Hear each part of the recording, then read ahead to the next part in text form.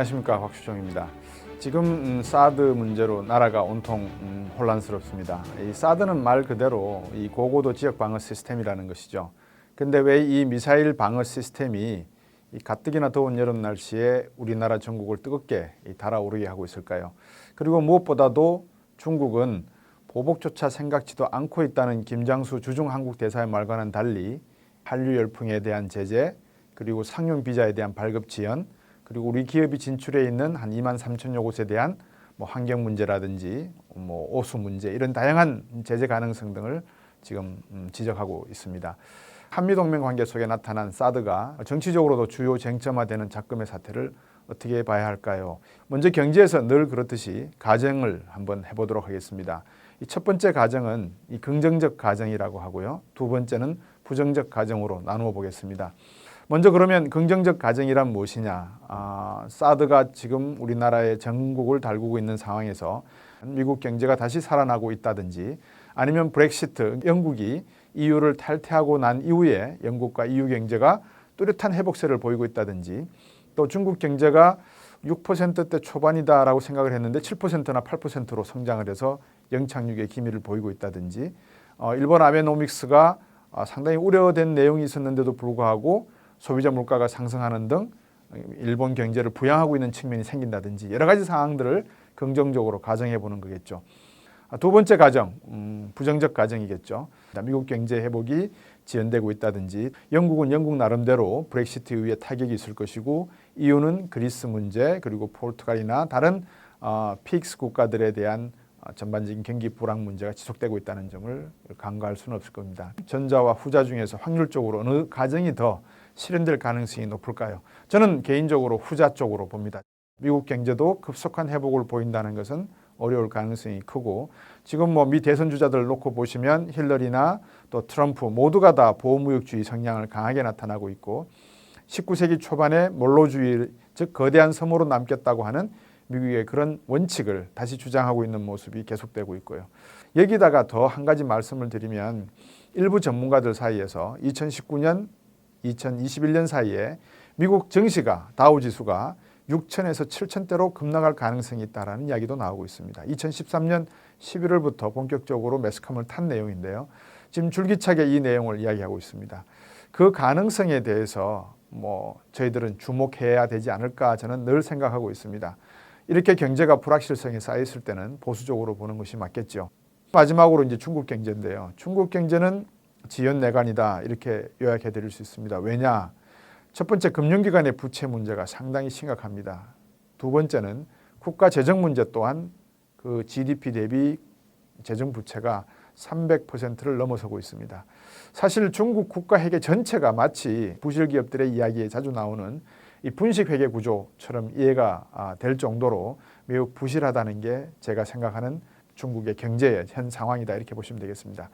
이제 여기다가 내년에 권력 다툼이 본격화되면 정치적 불안이 경제적 불안으로 연결된다고 하면 상당히 시장은 소용돌이 칠 가능성이 크다. 그래서 시진핑은 경제가 어렵다는 변명 또는 핑계를 대면서 좀 더 쪼을 가능성이 있지만, 리커창을 지지하는 파들은 무슨 소리냐, 지금 경제는 나름대로 선방하고 있다, 이런 의견도 있기 때문에 이 양측 간의 어떤 권력 다툼 속에 나타나는 경제정책의 대립, 이것도 눈여겨봐야 될 점이다, 이렇게 보여집니다.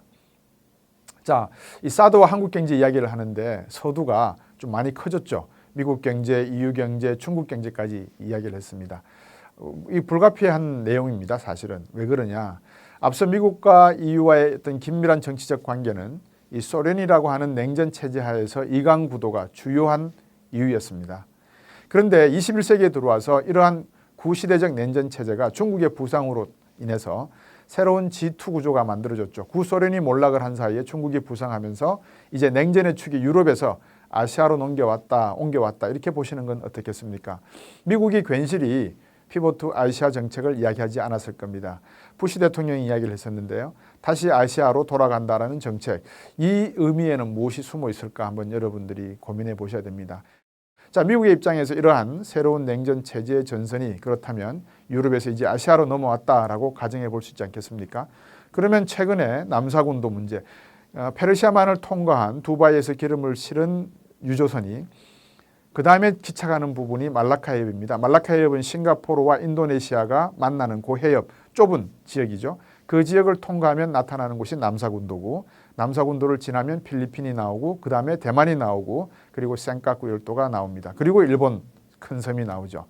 그 사이에 이 선을 한번 연결해 보십시오. 이 선이 바로 1950년대 초에 에치슨 라인입니다. 미 국무장관 에치슨이 끄었던 미국의 안보 라인이라고 보시면 되겠습니다. 그런데 일본이 최근에 필리핀과 대만과의 관계를 회복하고 강조하고 있듯이 미국이 일본을 앞세워서 강조하는 것이 바로 이 신 에치슨 라인이 아닌가 여러분이 곱씹어 봐야 됩니다. 우리가 이 에치슨 라인에 빠졌을 때 어떤 일이 벌어졌죠? 그렇습니다. 1950년 6.25 사변이 일어났죠. 물론 미국이 드러내놓고 명시적으로 야, 신 에치슨 라인에 들어올래 아니면 빠질래 묻지 않고 있습니다. 하지만 사드라는 것은 그런 상징적 의미가 있다라고 해석하면 너무 지나친 거라고 보십니까? 지금 세계는 아시아의 새로운 냉전 체제가 만들어지고 있다는 것은 정치적인 해석이 분명하게 이루어질 수 있는 부분이고요. 미국은 우리에게 묻고 있는 것 같습니다. 어떻게 할 것이냐? 한미동맹이 중요한가? 아니면 한중 경제협력이 중요한가? 답이야 간단하죠.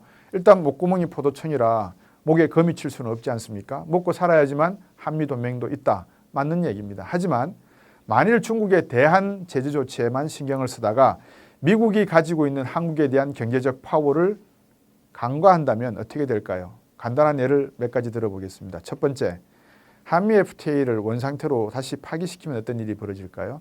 두 번째, 포스코에 대한 냉열 강판 60%가 넘는 덤핑 관세와 상계 관세를 부과하기 시작했습니다. 이것만 있을까요? 만약에 현대기아차의 리콜 조사를 실시한다라고 하면 우리나라의 수출의 25% 정도를 차지하는 자동차 부분은 어떻게 될까요? 중국도 우리에게 경제적 파급 효과가 있지만 미국도 만만치 않다는 것을 우리가 분명히 알아야 될 것 같습니다. 현실적인 문제를 간과해서는 안 되겠죠.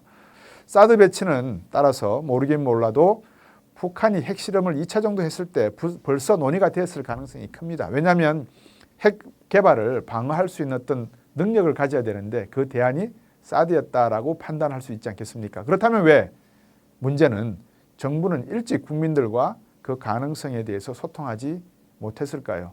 이것이 더 큰 문제죠.